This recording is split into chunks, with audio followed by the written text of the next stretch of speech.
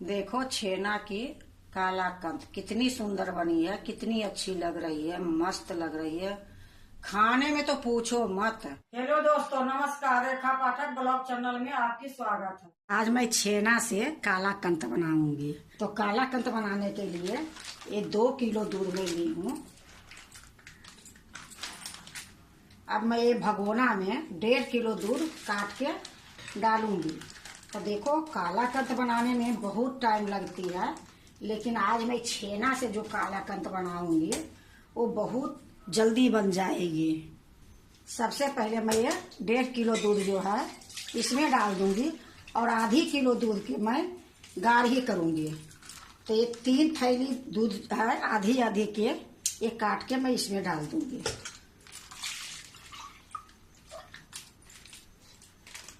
ये कालाकंद इतनी जल्दी बन जाती है कि ज्यादा टाइम नहीं लगती है। तो देखो 3 थैली मैं इसमें काट के डाल दी हूँ। अब इसको मैं चूल्हे पर चढ़ा देती हूँ। देखो मैं पतीला को चूल्हे पर रख दी हूँ और गैस को जला दी हूँ। गैस मीडियम है। अब ये दूध में जो उबाल आएगी, जब तक मैं इसको इसी प्रकार से चलाते रहूंगी। तो इधर मैं चलाते भी रहूंगी और जो आधी किलो दूध बचा के रखी हूँ वो भी मैं आपको दिखा देती हूँ। उसको मैं गाढ़ी दूध करूंगी। तो देखो मैं यहाँ एक कढ़ाई रख दी हूँ। इसमें 2 चम्मच में पानी डालूंगी कि ये दूध चिपके नहीं। अब ये जो दूध है ये काट के मैं इसी में डाल दूंगी।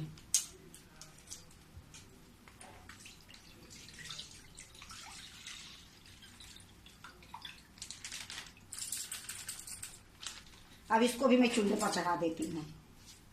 तो देखो मैं कढ़ाई चढ़ा दी हूँ और दूसरे वाला चूल्हा भी जला दी हूँ। ये दूध को मैं आधा किलो है तो इसको सुखा के मैं 1 पाव के लगभग मैं करूंगी। और देखो दोनों तरफ मैं दूध चढ़ा के रखी हूँ, दोनों तरफ मैं ध्यान दूंगी। इसको तो मैं चलाते ही रहूंगी बार बार। और वो जो छेना के लिए चढ़ाई हूँ उसमें उबाल आती है तो मैं आपको दिखाती हूँ। तो देखो दूध में उबाल आ गई है। गैस को मैं धीमी कर देती हूँ।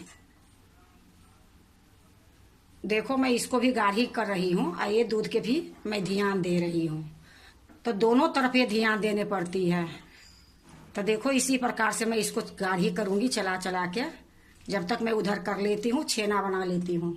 तो देखो मैं एक कटोरी रखी हूँ और इसमें 3 चम्मच के लगभग में विनेगर डालूंगी। तो मैं विनेगर से दूध फाड़ूंगी।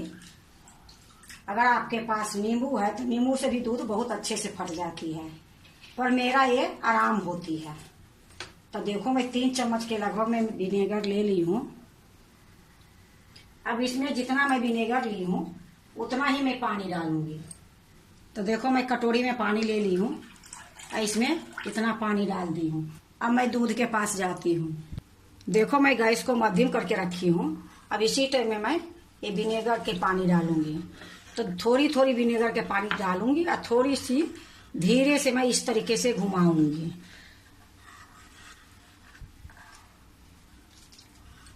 तो इसी तरीके से ये सारा पानी मैं इसमें डाल दूंगी। तो देखो इतना पानी डाली हूँ, अभी दूध अच्छे से नहीं फटी है। तो देखो मैं सारा पानी डाल दी हूँ और दूध भी बहुत अच्छे से फट गई है। अब मैं गैस को बंद कर देती हूँ। देखो दूध फट गई है। अब थोड़ी देर के लिए मैं छोड़ देती हूँ और छेना छानने की तैयारी कर रही हूँ। देखो छेना छानने के लिए नीचे मैं भगोना रखी हूँ, ये छन्नी रखी हूँ, छन्नी के ऊपर मैं रुमाल रखी हूँ। अब इसी में मैं छेना छान लूंगी। ये छेना वाला भगोना जो है मैं चूल्हे पर से नीचे उतार लेती हूँ। अब देखो इसी में मैं डाल दूंगी।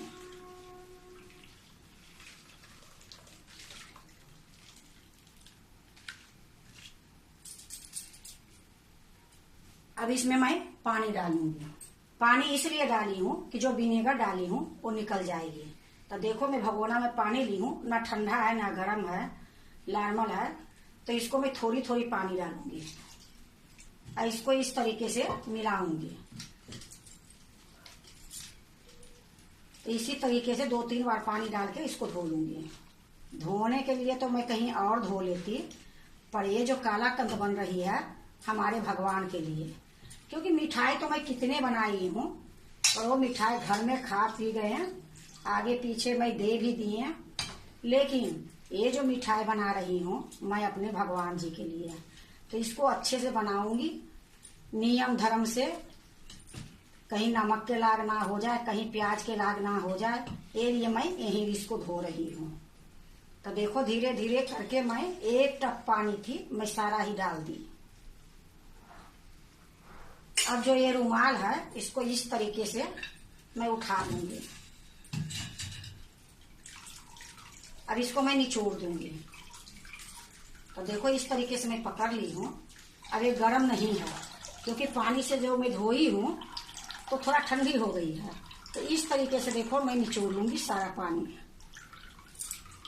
तो देखो मैं सारा पानी निचोड़ ली हूँ। अब इसमें थोड़ी बहुत पानी है, तो कोई नहीं, मैं इसको पकाऊंगी तो सूख जाएगी। अब इसको मैं एक थाली में रखूंगी। तो देखो मैं एक थाली ले ली हूँ, इसी पर ये रुमाल सहित रख दी हूँ। और ये जो पानी है हटा देती हूँ। अब ये देखो जो छेना है मैं थाली में डाल लूंगी और इसको थोड़ा मलूंगी। तो देखो कितनी सुंदर ये छेना हुआ है, 1.5 किलो के। ये थाली में ही रख लेती हूँ। ये आलू मैसने वाली है, इसी से थोड़ा सा मैं इसको मैस लूंगी। इसको गिलास से भी मैस सकते हो, हाथ से भी मैस सकते हो, पर इससे जल्दी हो जाएगी। तो देखो इसी तरीके से थोड़ी देर मैं कर लेती हूँ। देखो थोड़ी देर मैंने इसको मल ली हूँ। तो ज्यादा देर नहीं मली हूँ, ज्यादा इसको बारीक कर दोगे तो काला कंत बनेगी, दानेदार नहीं बनेगी। तो मैं थोड़ी देर ही इसको मली हूँ। अब देखो इस तरीके से मैं यही छोड़ देती हूँ। और जो मैं दूध गाढ़ी कर रही हूँ वो कढ़ाई को मैं दूसरे चूल्हे पर ले आती हूँ। तो देखो मैं दूसरे चूल्हे पर ले आई हूँ। अब ये दूध भी गाढ़ी हो गई है।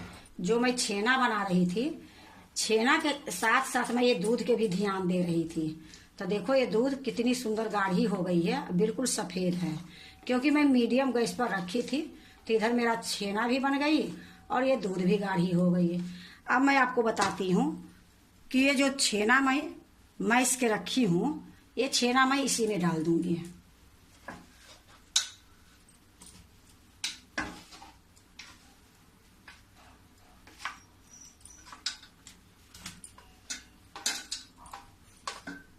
देखो मैं छेना को डाल दी हूँ। अब इसी टाइम में इसमें चीनी डालूंगी। तो देखो गैस को मैं मीडियम करके रखी हूँ।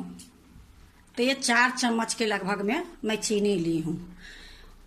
मैं देखो मीठा कम खाती हूँ, ये लिए मैं आधी कटोरी चीनी डाल रही हूँ। 4 चम्मच के लगभग है। अगर आप मीठा खाते हो तो 1 कटोरी चीनी डाल सकते हो। तो ये चीनी मैं इसी में डाल दूंगी। अब ये जो पानी छूट रही है छेना वाली, और पानी निकल जाएगी ये चीनी वाली, इसको मेरा सुखानी है। तो ये दोनों के मिक्स करते हुए सुखाऊंगी। गैस को मैं मीडियम से थोड़ा सा कम रखी हूँ। तो मीडियम से थोड़ा सा कम रखूंगी तो बहुत अच्छे बनेगी काला कंत। और नहीं तो तेज में करोगे तो थोड़ा इसकी कलर अलग हो जाएगी, क्योंकि अब इसमें मैं चीनी डाल दी हूँ। तो मीडियम से कम में ही इसको पकाऊंगी। तो इसी तरीके से मैं अभी पकाऊंगी। ये पानी सूख जाएगी छेना की और चीनी के, फिर मैं आपको दिखाती हूँ। इसको मैं इसी प्रकार से चलाते रहूंगी। देखो चीनी डाली थी या छेना डाली थी तो बहुत ज्यादा पानी हो गई थी। तो ये सारा पानी सूख गई है, हल्का फल्का इसमें है। तो मैं गैस को इसी टाइम में बंद कर दूंगी। देखो एक बार मैं अच्छे से दिखा देती हूँ। अगर ज्यादा सुखा दोगे तो ये नरम नहीं रहेगी, ये लिए इतना पानी इसमें जरूरी है। तो अब गैस को मैं बंद कर देती हूँ। अब ये काला कंद जमाने के लिए एक बर्तन में लेती हूँ। तो देखो काला कंद जमाने के लिए मैं एक बर्तन ली हूँ, इसमें घी लगा दी हूँ। इसी में मैं काला कंद जमाऊंगी। तो देखो ये कांच के बर्तन यहाँ रख दी हूँ। एक कढ़ाई को चूल्हे पर से मैं नीचे उतार दी हूँ। अब इसी में मैं जमाऊंगी। तो ये सारा काला कंद जो बनाई हूँ इसी में डाल दूंगी।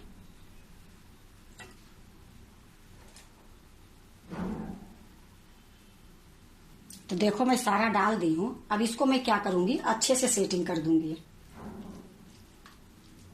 तो देखो खूब अच्छे से मैं सेटिंग कर दी हूँ इसको दबा दबा के।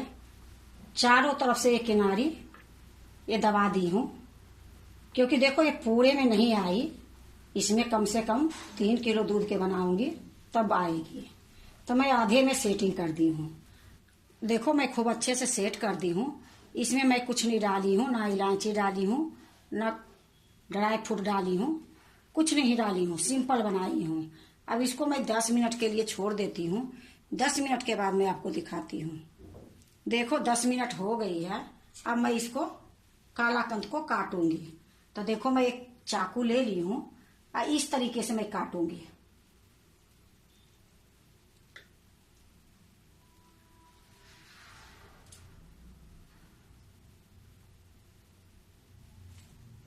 अब इसको मैं घुमा दूंगी, घुमाने के बाद फिर इस तरीके से काटूंगी।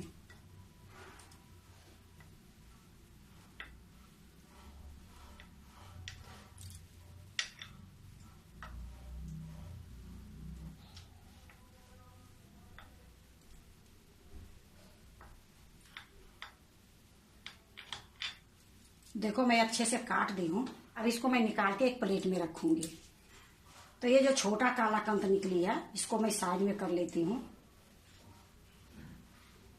अब मैं एक प्लेट ली हूँ, ये प्लेट में ही रखूंगी।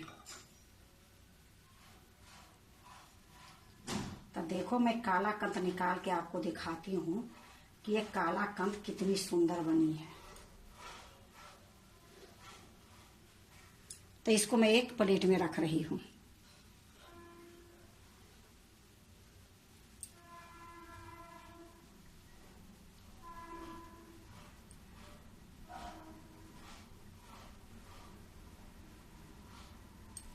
तो इसी तरीके से मैं सारा निकाल के प्लेट में रख लूंगी। देखो सारा छेना के कालाकंद प्लेट में मैं रख दी हूँ। देखो छेना की कालाकंद कितनी सुंदर बनी है, कितनी अच्छी लग रही है, मस्त लग रही है। खाने में तो पूछो मत। एक कालाकंद बनाने में बिल्कुल टाइम नहीं लगी है, बहुत जल्दी बन गई है। एक कालाकंद मैं इसलिए बनाई हूँ कि इतनी सारी मिठाई बनाई तो घर में बाहर में इधर उधर हो गई। एक कालाकंद मैं अपने घर के लिए स्पेशल बनाई हूँ कि रक्षाबंधन के दिन मैं अपने लड्डू के प्रसाद चढ़ाऊंगी। तो देखो ये कालाकंद जो बनाई हूँ ये इतनी सॉफ्ट बनी है, इतनी दानेदार बनी है कि आपको दिख ही रही है और मेहनत बिल्कुल नहीं लगी है। अगर आप भी छेना के कालाकंद बनाते हो तो एक बार इस तरीके से बनाओ, टाइम भी नहीं लगेगी और अच्छी भी बनेगी। अगर आपको छेना के कालाकंद अच्छा लगे तो लाइक करना, सब्सक्राइब करना, दोस्तों से शेयर करने नहीं भूलना, कमेंट जरूर से जरूर करना।